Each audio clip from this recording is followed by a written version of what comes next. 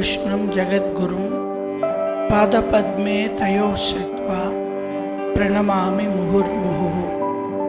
नमः श्री यतिराजाय विवेकानंदशूरये सच्चित्सुखस्वरूपाय स्वामिने तापहारिणे। గురుతుల్యులు అనంతకృష్ణ గారికి, ఇతర భక్తులకు, నారాయణ గారికి అందరికీ నా సాదర నమస్కారాలు. ఏం మాట్లాడాలి అనేటువంటి విషయం నేనేం ఆలోచించలేదు.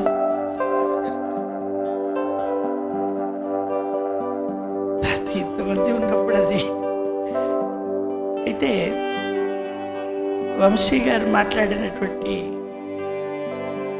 మాటలు చాలా అద్భుతంగా అనిపించాయి నాకు. అడ్మినిస్ట్రేషన్ విషయంలో మనం వాక్కును కూడా తపస్సుగా వాడాలి. ఒక తపస్సు అది, వాంగ్మయం, వాక్ తపస్సు అని అంటారు భగవద్గీతలో. అనుద్వేగకరం వాక్యం సత్యం ప్రియహితం చయత్ అభ్యాసాభ్యసనం చైవ వాంగ్మయం తప ఉచ్యతే. మనం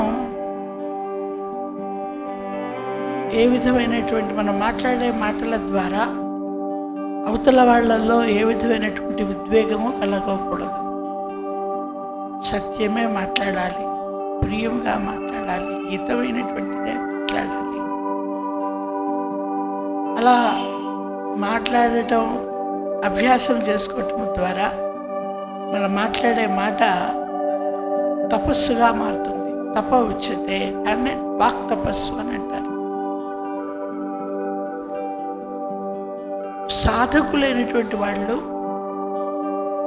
మాట్లాడే మాట ఎప్పుడూ కూడా చాలా సౌమ్యంగా, మధురంగానే ఉంటుంది.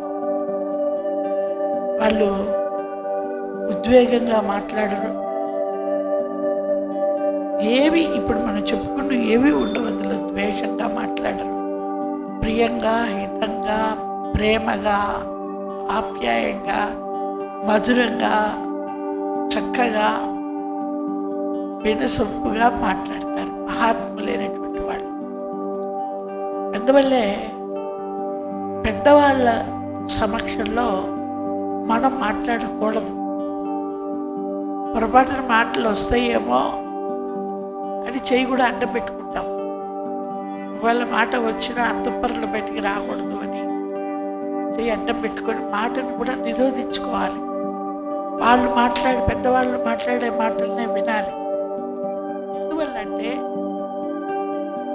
వాళ్ళు మాట్లాడేవి మాటలు కాదు, అవి అన్నీ మంత్రాలే, అన్ని రహస్యాలే, అన్ని మంత్రాలే. ఆ రకమైనటువంటి భావంతో, ఉద్దేశ్యంతో వాళ్ళ నుండి ఏ వాక్కు వచ్చినా కూడా అది మంత్రంగానే మనం స్వీకరించగలిగినప్పుడు మన సాధనలో మనం చక్కగా పురోగమించగలుగుతాం. అందువల్ల పెద్దవాళ్ళ ముందర మాట్లాడకుండా ఉండడం చాలా చాలా ఉత్తమం. వాళ్ళు అడిగితే తప్ప, అడిగినా అంతవరకే సమాధానం చెప్పటం వరకే తప్ప మన తెలివిని ప్రదర్శించేటట్టుగా మాట్లాడకూడదు. ఇందువల్ల వాళ్ళు ఎంతో అనుభవంతో, సాధనతో వాళ్ళు సాక్షాత్తు ఆ భగవంతుడే వాళ్ళ ద్వారా మాట్లాడిపిస్తారు అన్నటువంటి భావం మనకి ఉండాలి. భగవంతునితో మనం మాట్లాడటం ప్రాక్టీస్ చేయాలి. ఒకవేళ మనం మాట్లాడాలంటే ఎవరితో మాట్లాడగలం? భగవంతునితో నేరుగా మాట్లాడగలగడం. మరి భగవంతుడు మనతో మాట్లాడతాడు అంటే ఖచ్చితంగా మాట్లాడతాడు. మనం అలా భగవంతునితో మనం మాట్లాడుకుంటూ వెళుతూ ఉంటే కొంతకాలాన్ని భగవంతుడు కూడా మనతో మాట్లాడటం మొదలెడతాడు. అందులో ఏం అనుమానం లేదు. మనం మన మనస్సు విప్పి చెప్పుకోగలిగిన వాళ్ళు ఎవరైనా ఉంటే, ఒక భార్య భర్తతో కానీ, భర్త భార్యతో కానీ, ఎవరితోనూ చెప్పుకోలేనటువంటిది ఏదైనా ఉంటే అది కేవలం భగవంతుడితోనే మనం చెప్పుకోగలం. అలా భగవంతుడితో చెప్పుకోవటం ద్వారా మనం మన మనస్సు యొక్క భారాన్ని కొంత తగ్గించుకోగలుగుతాం. అలా చెప్పుకోవడానికి ఉద్దేశింపబడినవే దేవాలయాలు. రామకృష్ణుల వారు, నేను కొంచెం రామకృష్ణుల వారిని కూడా టచ్ చేస్తాను. ఆయన జీవించింది 50 సంవత్సరాల కాలం. 50 సంవత్సరాల కాలంలో వృధా అనేటువంటిది ఒక్క క్షణం కూడా లేదు. కారణం ఏంటంటే ఆయన బాల్యం నుంచి కూడా భగవంతునితో మాట్లాడుతూ భగవంతుడితోనే జీవించినటువంటి వారు రామకృష్ణ పరమహంస. ఎప్పుడూ కూడా అమ్మవారితో ఆయన అనుసంధానం ఉంటూనే ఉండేది. ఎప్పుడు భగవత్ చింతనలోనే ఉండేవారు. భగవన్ నామాన్ని తీసుకుంటూ ఉండేవారు. ఆ భగవన్ నామాన్ని తీసుకునే సమయం మనం వినియోగించుకున్న సమయం, లేని సమయం మనం వృధా చేసుకునేటువంటి సమయం. శ్రీరామకృష్ణుల వారు ఏది మాట్లాడినా కూడా భగవత్ సంబంధమైన విషయమే మాట్లాడేవారు తప్ప అన్యము మాట్లాడేవారు కాదు. ఆయన దగ్గరికి వచ్చినటువంటి వారు ప్రతి వారితోనూ కూడా జపం చేసుకోమని, సాధన చేసుకోమని, ధ్యానం చేసుకోమని చెబుతూ ఉండేవారు. ఏమైనా వాళ్ళకి ఇబ్బందిగా ఉంది, నాకు సాధన కుదరటం లేదు అని అంటే ఆయన ఆ మార్గాన్ని తేలికపరిచేవారు. నేలక మీద ఏదైనా రాసి, ఈ మంత్రాన్ని, ఫలానా మంత్రాన్ని నువ్వు జపం చేసుకో అని చెప్పేవారు. శ్రీరామకృష్ణ పరమహంస వారు ప్రేమస్వరూపులైన ఆయన వద్దకు వచ్చినటువంటి శిష్యులందరూ కూడా ఒకటే మాట చెప్పేవారు, మా తల్లిదండ్రుల వద్ద కూడా లభించినటువంటి ప్రేమ మేము శ్రీరామకృష్ణుల వారి వద్ద పొందాము అని చెప్పేవారు. అటువంటి ఆకర్షణతో, అటువంటి ప్రేమతో రామకృష్ణుల వారి యొక్క ప్రత్యేకత ఏంటి అని అంటే, ఆయనలో ఉన్న అద్భుతం ఏంటి అని అంటే ఆకర్షణ, ఒక అద్భుతమైనటువంటి ఆకర్షణ. ఆయన వద్దకు ఒకసారి వచ్చినటువంటి వాళ్ళు తరచూ వెళుతూ ఉండేవారు.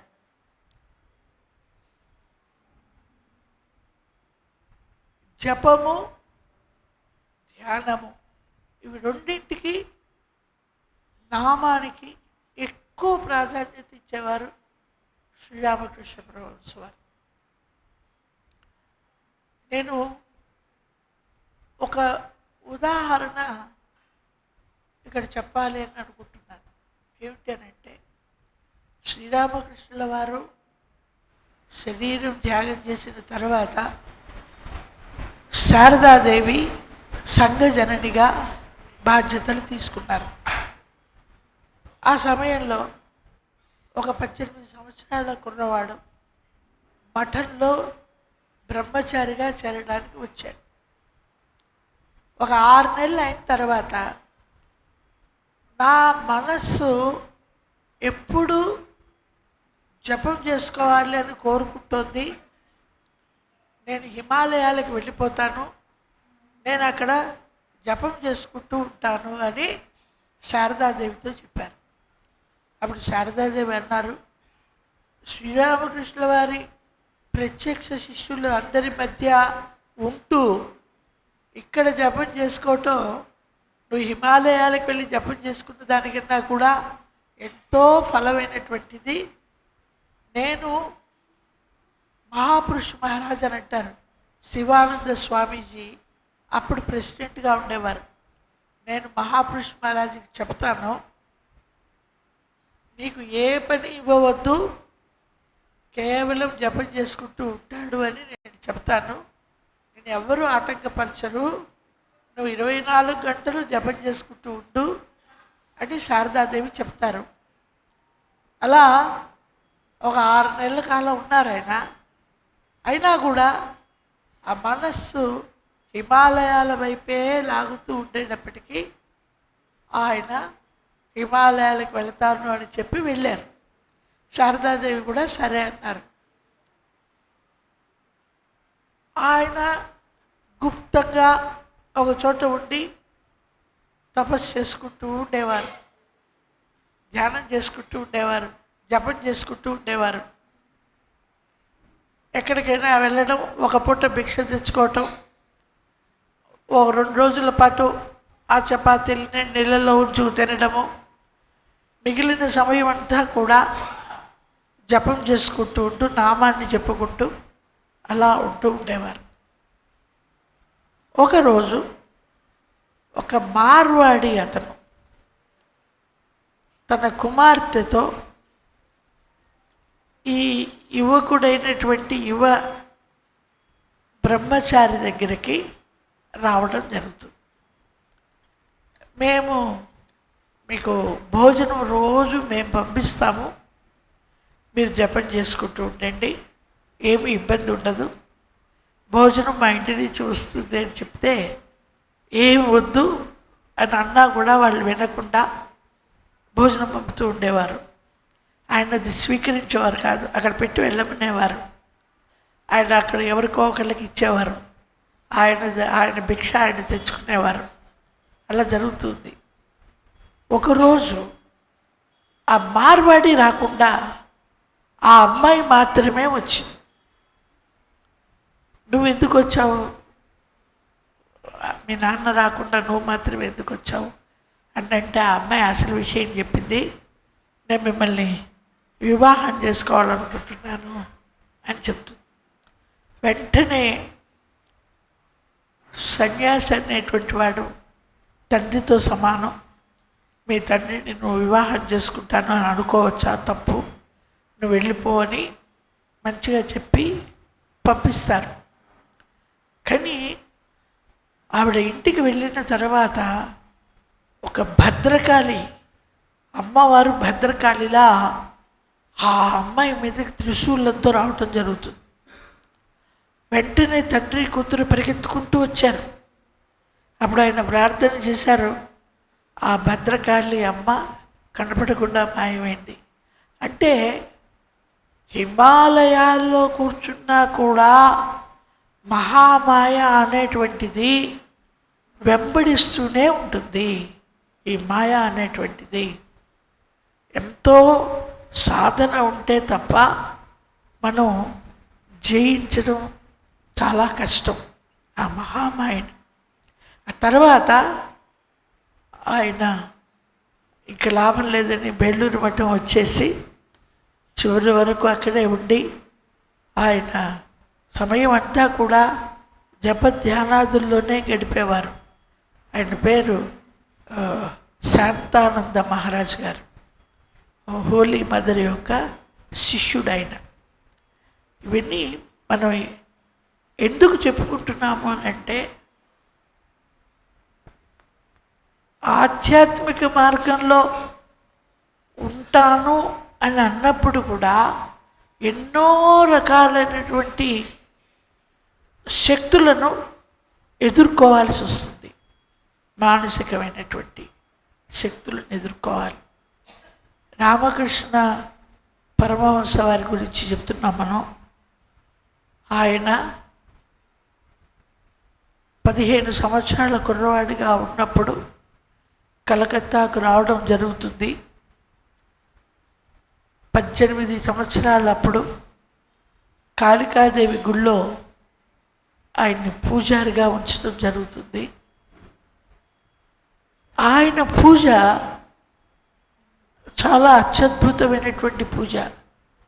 కారణం ఏంటి అని అంటే, మొదటిసారి పూజారిగా నియుక్తుడైన తర్వాత ఆయన లోపలికి వెళ్ళి ఆ అమ్మవారిని ప్రశ్నిస్తాడు, నీవు మృన్మయువా చిన్మయువా, అంటే నువ్వు కేవలం మట్టితో చేసినటువంటి విగ్రహానివా, లేకపోతే చైతన్యంతో కూడుకున్న ప్రాణంతో ఉన్నటువంటి అమ్మవారివా?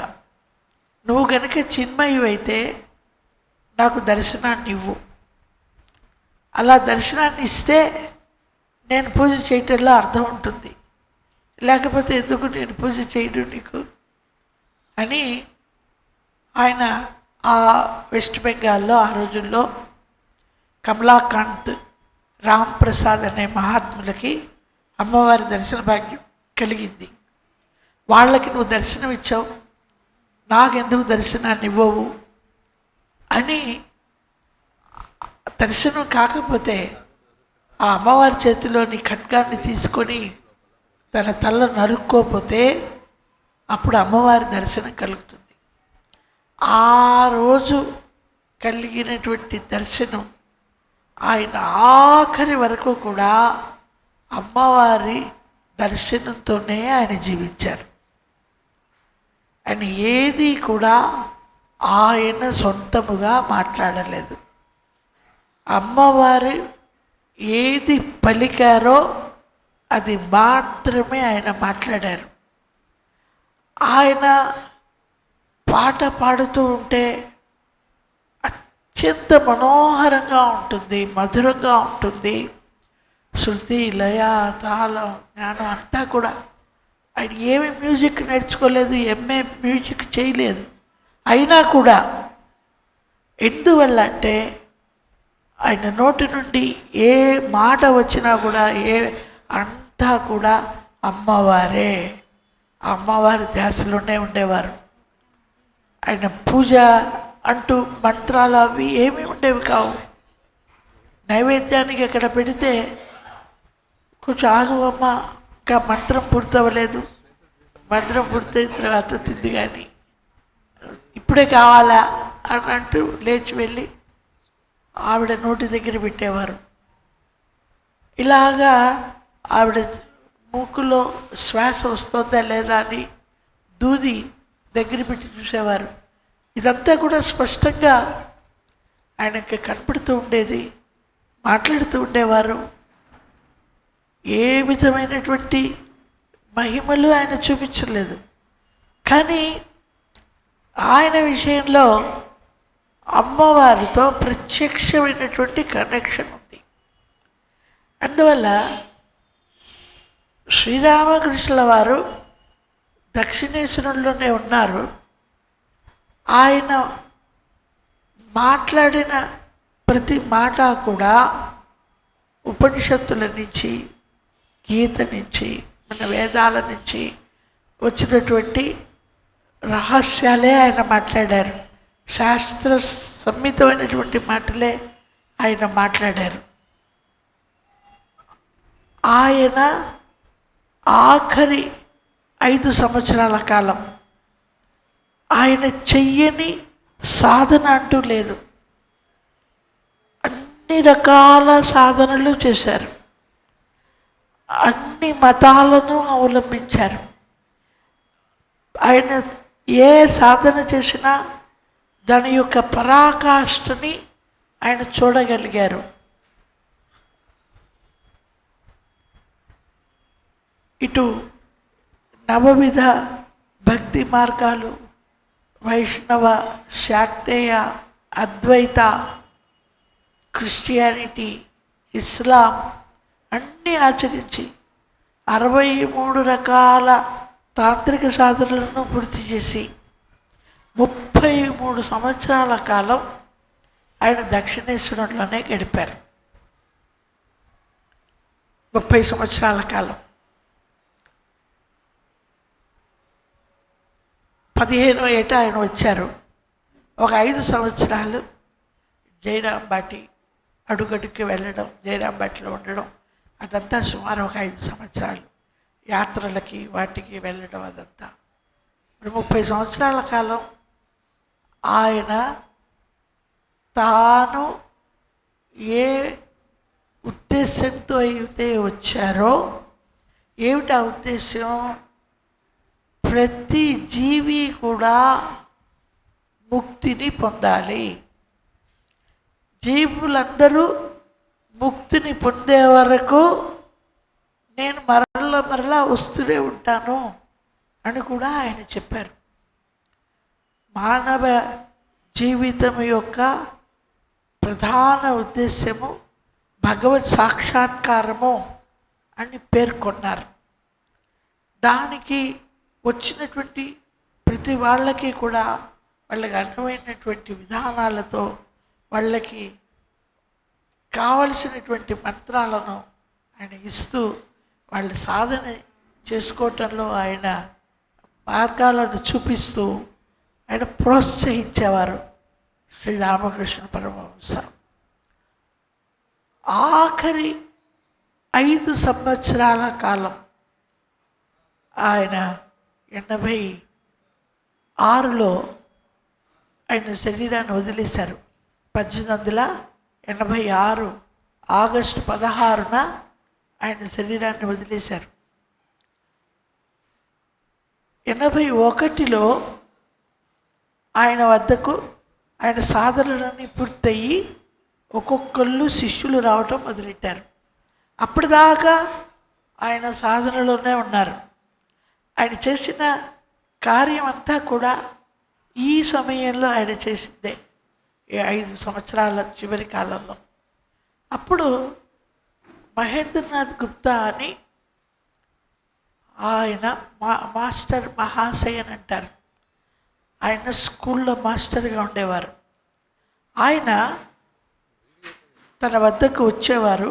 రామకృష్ణ దక్షిణేశ్వరం వచ్చి శనివారం ఆదివారం అక్కడే ఉండేవారు. సెలవు రోజుల్లో ఉండేవారు. అప్పుడప్పుడు ఒక వారం రోజులు 10 రోజులు సెలవు పెట్టి వచ్చేవారు, అక్కడే ఉండేవారు. ఈ 5 సంవత్సరాల కాలం ఆయన ఉన్నప్పుడు శ్రీరామకృష్ణ పరమహంస వారి నోటి నుండి జాలువారిన ప్రతి మాటని కూడా ఆయన రికార్డ్ చేశారు, రాసుకొని ఉంచారు. అది పుస్తక రూపంలో వచ్చింది. రామకృష్ణ కథామృతము అని పేరు. ఈ రామకృష్ణ కథామృతము అనేటువంటిది ఒకసారి చదివి పూర్తి చేశాము అని చెప్పే పుస్తకం కాదు. మనం అలా పూర్తి చేయలేము. కారణం ఏంటి అనంటే ఒక పేజీకి ఇంకో పేజీకి కనెక్షనే ఉండదు. ఒక చాప్టర్కి ఇంకో చాప్టర్కి కనెక్షనే ఉండదు. ఏ పేజీ అయినా మనం తీసి చదవచ్చు. ఆయన గృహస్థ శిష్యులు మొత్తం 33 మంది గృహస్థ శిష్యులు ఉన్నారు. ప్రధానమైనటువంటి శిష్యులు 33 మంది ఉన్నారు. ఆ 33 మంది తరచూ వస్తూ ఉండేవారు. వాళ్ళందరూ ఆ గదిలో కూర్చునేవాళ్ళు, చిన్న గదిలో కూర్చునేవారు. అందరి సమక్షంలోనూ గృహస్థులకు ఆయన ఉపదేశాలు చెప్తూ ఉండేవారు, మాట్లాడుతూ ఉండేవారు. ఆ మాట్లాడే మాటలన్నీ గృహస్థులతో మాట్లాడే మాటలన్నీ రికార్డ్ అయి ఉన్నాయి. ఈ సన్యాస శిష్యులు మఠంలో చేరడ రామకృష్ణ వారి వద్దకు వచ్చిన యువ సన్యాస శిష్యులు భవిష్యత్తులో వాళ్ళు సన్యాసం తీసుకుంటారు అని రామకృష్ణ వారికి తెలుసు. వాళ్ళని ఎప్పుడూ కూడా వీళ్ళ మధ్య కూర్చొనిచ్చేవారు కాదు. వీళ్ళతో మాట్లాడేటప్పుడు వాళ్ళు ఎవరైనా వస్తే వాళ్ళని నువ్వు వెళ్ళి ఆ బిల్లో చెట్టు కింద కూర్చో, పంచవటిలోకి వెళ్ళి కూర్చో, జపం చేసుకుంటూ ఉండు, ధ్యానం చేసుకుంటూ ఉండు. ఒకసారి ఒక శిష్యుడు అద్భుతానంద స్వామీజీ అని ఉన్నారు. ఆయన్ని అక్కడ 12 శివాలయాలు ఉన్నాయి, చిన్న చిన్నవి. ఆ 12 శివాలయాల్లో ఒక శివాలయంలోకి వెళ్ళి కూర్చో అన్నారు. ఆయన వెళ్ళి కూర్చున్నాడు. ఈయన గృహస్థులతో మాట్లాడుతూ ఉండేవారు. ఎప్పుడైనా నరేంద్రాది శిష్యులతో మాట్లాడాలనంటే వాళ్ళని లోపలికి తీసుకువెళ్ళి వైరాగ్య సంబంధమైనటువంటి మాండుక్య కారిక లాంటి ఉద్గ్రంథాల నుంచి వేదాంతాన్ని మాట్లాడేవారు. వాళ్ళ వరకు గృహస్థులతో చాలా సాధారణమైనటువంటి భాషలో అనేకమైనటువంటి ఉపమానాలతో అనేకమైనటువంటి చిన్న చిన్న కథలతో శ్రీరామకృష్ణుల వారు వాళ్ళకి ఉన్న సందేహాలనన్నీ తీర్చేవారు.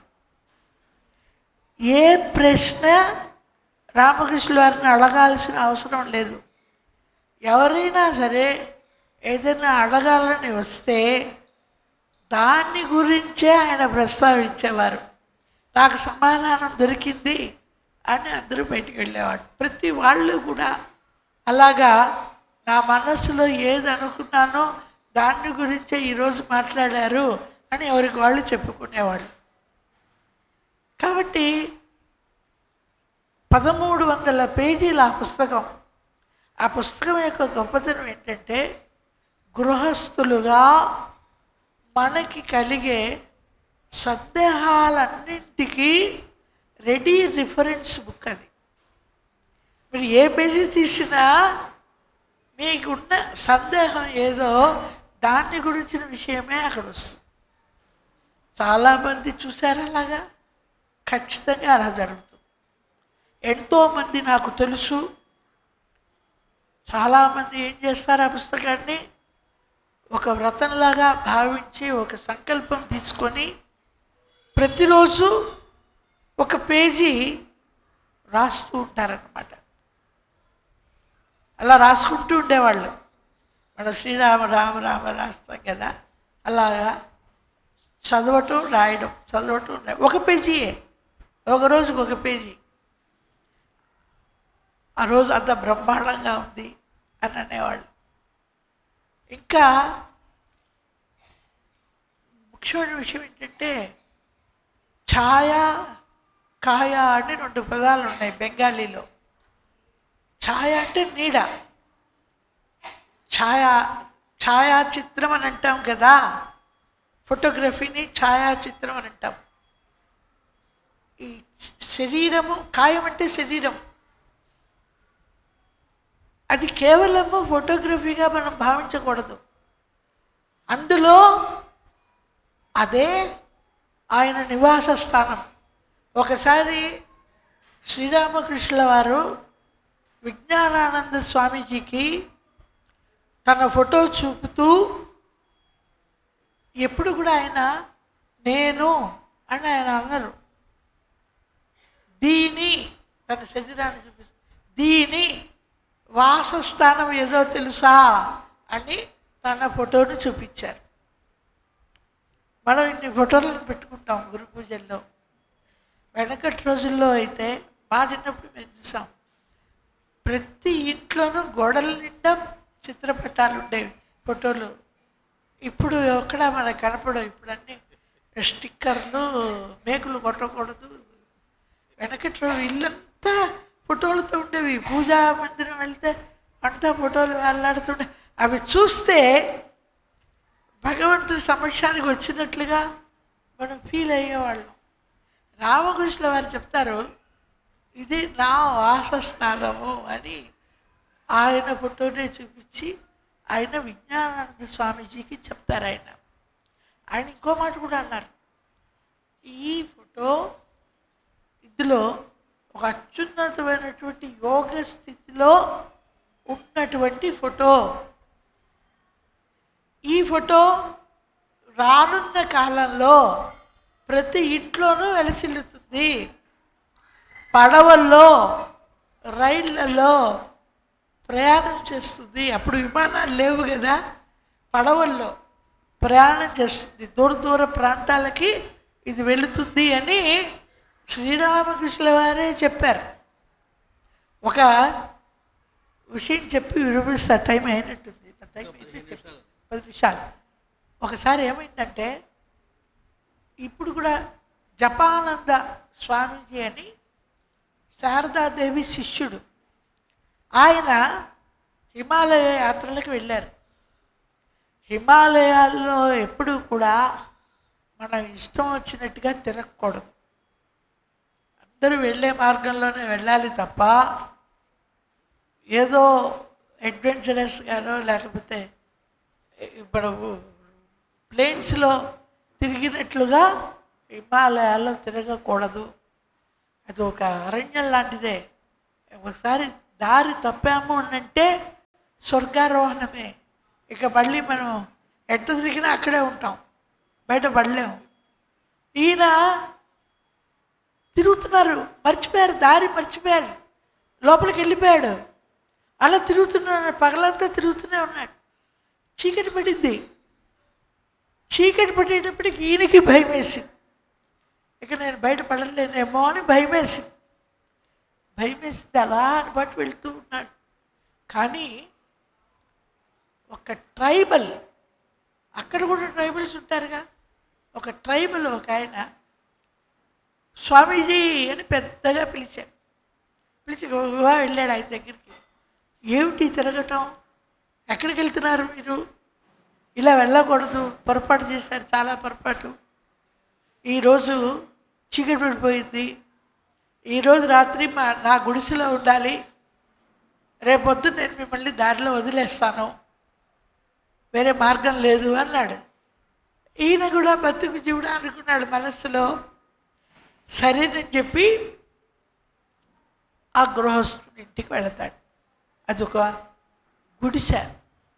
ఆ బయట ఉన్న తడికకి శ్రీరామకృష్ణుల వారి ఫోటో అతికిచ్చి ఉంది. పేపర్ ఫోటో, న్యూస్ పేపర్లో వచ్చిన ఫోటో. ఆయన ఏదో కొట్లో వెచ్చాలకుంటే ఈ పేపర్లో చుట్టించినట్టున్నారు. ఈ ఫోటో చూడంగానే ఎవరిదో ఫోటో తెలియదు, ఏమీ తెలియదు, కానీ ఏదో ఒక ఆకర్షణ అనిపించింది ఆయనకి. ఇది ఎందుకు పడేయటం అని చెప్పి చక్కగా దాని వరకు కట్ చేసి ఆ తడికకి బయట వైపు తగిలిచ్చి రోజు బయటకు వెళ్ళేటప్పుడు ఒక నమస్కారం, రోజు లోపలికి వచ్చేటప్పుడు ఒక నమస్కారం చేసుకుంటూ ఉండేవాడు. ఆ ఫోటో ఆ తడికకి అతికించిన తర్వాత ఆయన దశ దిశ మారటం మొదలెట్టాయి. ఎంతవరకు అంటే ఒక మహాత్ముడినే తన ఇంటికి తీసుకొచ్చే వరకు. అంతే కదా. ఈయన రాగానే ఈయన ఏమి ఎరగనట్టుగా ఎవరిది ఫోటో, ఈ పేపర్లో ఉన్నది ఎవరు అని అడిగారు. నాకేం తెలుసండి, నాకేం తెలియదు, ఇలాగా పేపర్లో చూశాను, నాకెందుకో ఆకర్షణ అనిపించింది, నేను అతికిచ్చాను. అది వచ్చిన రోజు నుంచి కూడా సుఖము సంతోషము మా ఇంట్లో చోటు చేసుకున్నాయి. ఆయన ఎవరో దయచేసి మీరు చెప్పండి అని ఈయన అడిగారు. అప్పుడు ఆయన రామకృష్ణ పరమహంస వారి గురించి చెప్పడం జరిగింది. అంటే విచిత్రం ఏంటంటే, మనకి తెలిసి బురదలో కాలు పెట్టినా, నీళ్ళల్లో కాలు పెట్టినా, తెలియక పెట్టినా తడవటం ఎలా అయితే గ్యారెంటీయో, రామకృష్ణుల వారు ఏ ఇంట్లో ఉన్నా కూడా ఆ ఇంట్లో సుఖ సంతోషాలు ఉంటాయి. అందులో ఏమాత్రము సందేహం లేదు. ఆయన గృహస్థులకు ఉత్తమోత్తమ గృహస్థుడు, సన్యాసులకు ఉత్తమోత్తమ సన్యాసి.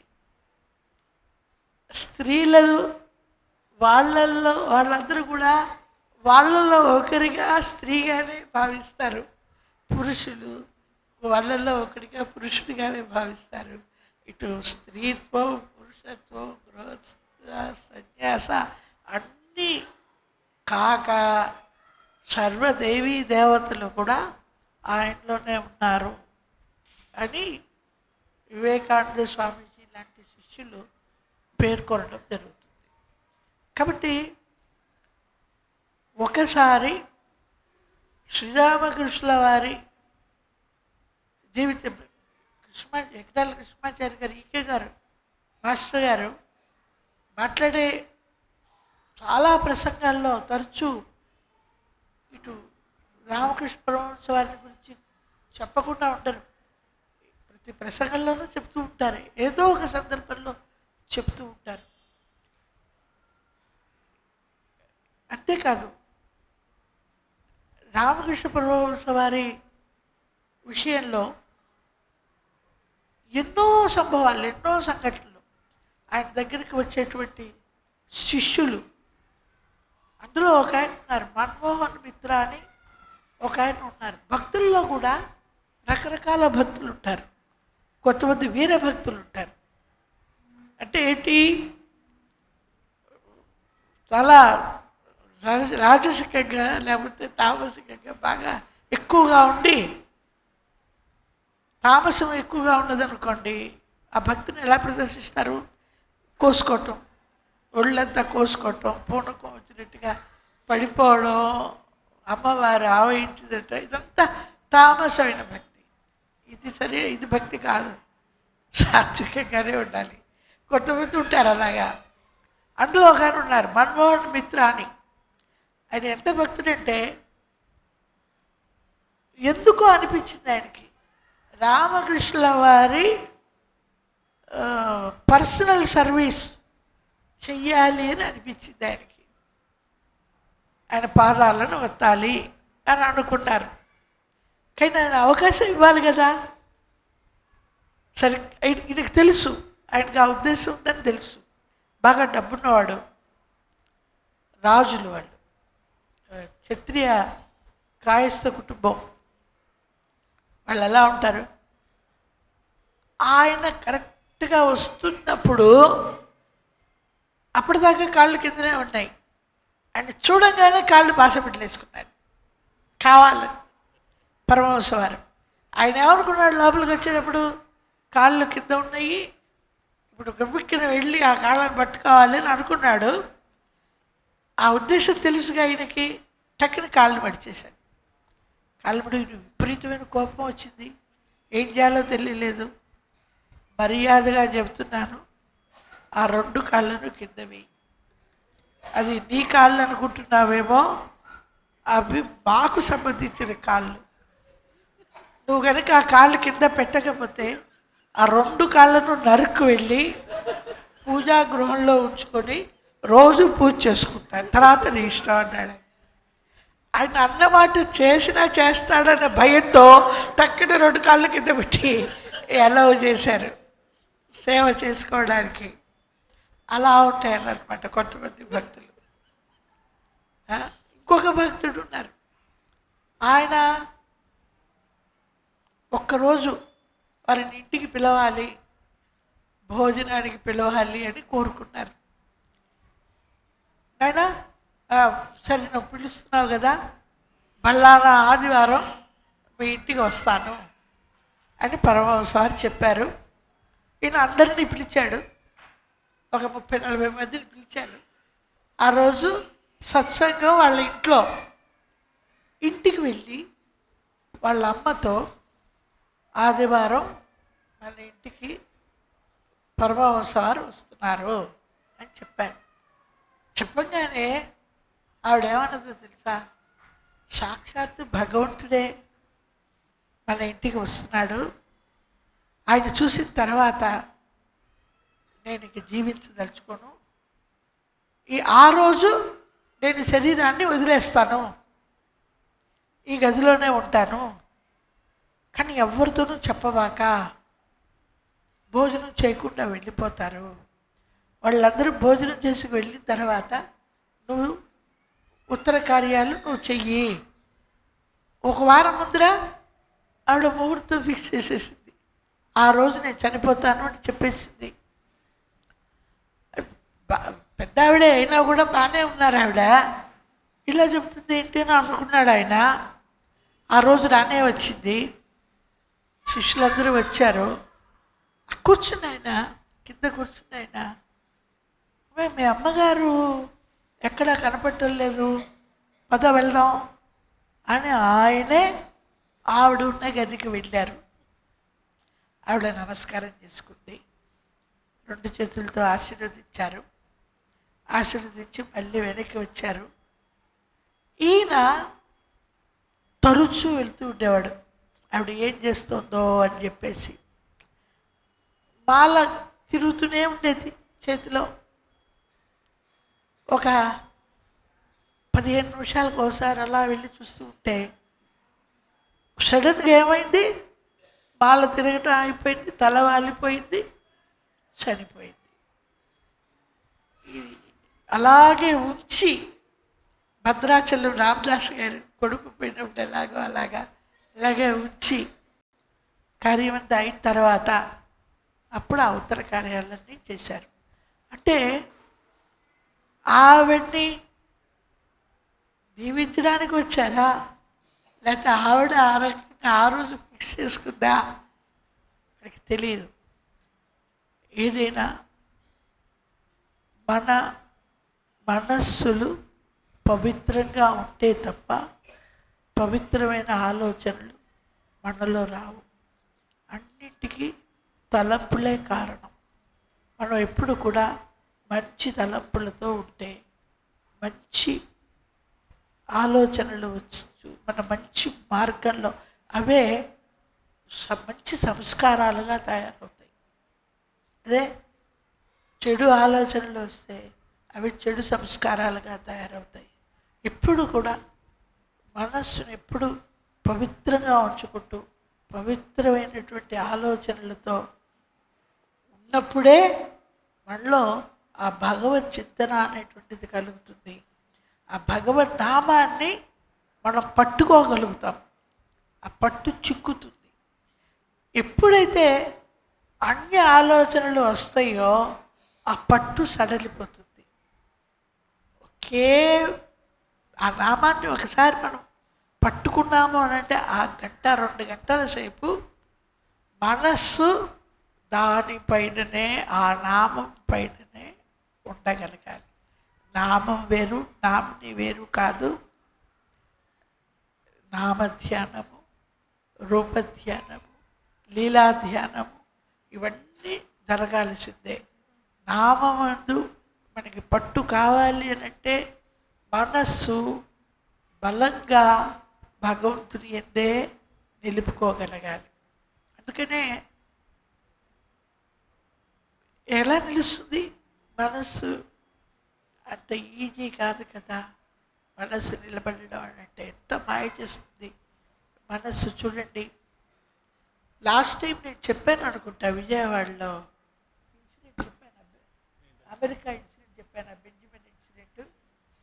అండ్ అమెరికాలో 1956లో జరిగిన ఇన్సిడెంట్. బెంజమిన్ అని బాగా క్రోరోపతి, మల్టీ మిలీనియర్. ఆయనకి ఒక డేంజరస్ వ్యాధి వచ్చింది, డెడ్లీ డిసీజు.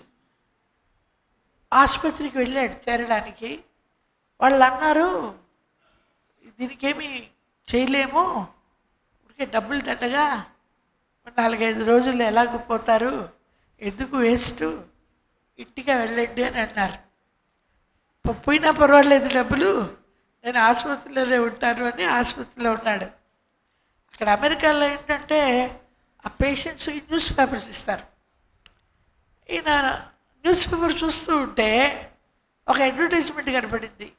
ఈయనకి ఏ వ్యాధి అయితే వచ్చిందో ఆ వ్యాధికి ఒక ఇంజెక్షన్ కనుక్కున్నట్లుగా, ఆ ఇంజెక్షన్ ఇస్తే ఆ రోగం తగ్గుతుంది అని ఒక అడ్వర్టైజ్మెంట్ చూశాడు.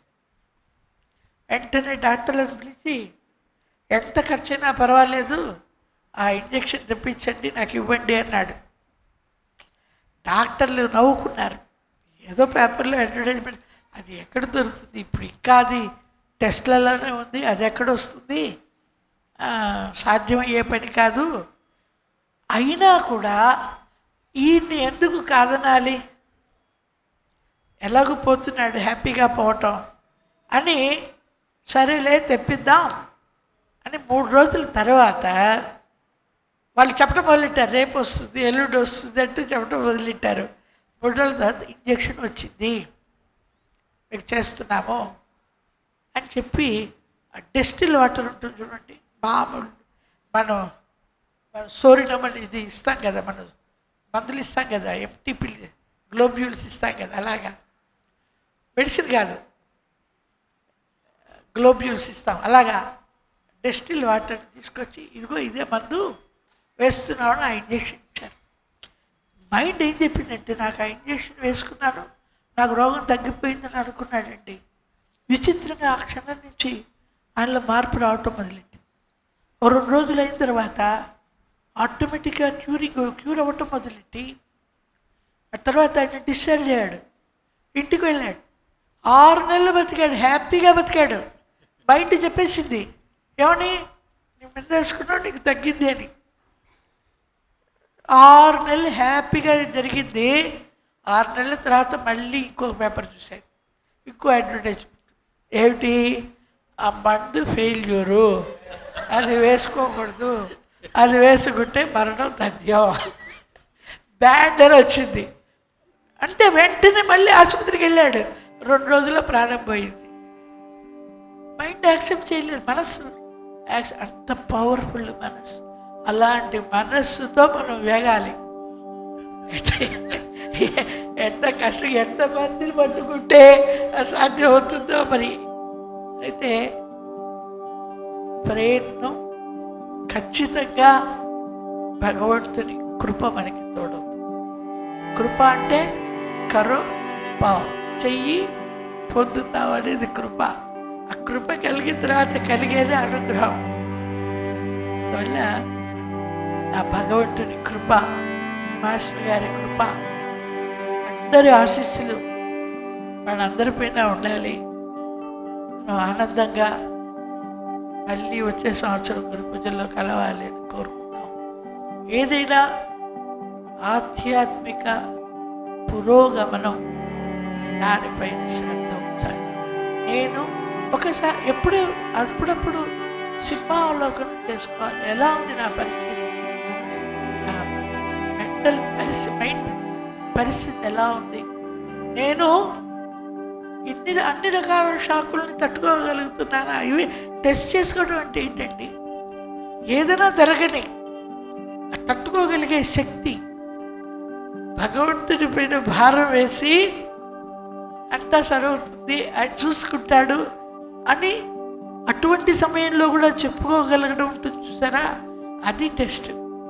అలా మనకి మనమే సింహావలోకనం చేసుకుంటూ ఆధ్యాత్మికంగా పురోగమించడంలో మన శక్తి వంచన లేకుండా భగవంతుని ఎందు విశ్వాసం సడలకుండా జాగ్రత్తగా ఆయన చింతనతో ఆయన చెప్పినటువంటి కథలను మాటలను మననం చేసుకుంటూ స్మరణం చేసుకుంటూ భగవంతుని స్తుతిస్తూ కీర్తిస్తూ సంతోషంగా ఉండే ప్రయత్నం చేయటమే మనం చేయగలిగిందని చెప్తూ నాకు ఇచ్చిన ఈ అవకాశానికి మాస్టర్ గారికి ధన్యవాదాలు తెలియజేసుకుంటూ విరమిస్తున్నాను.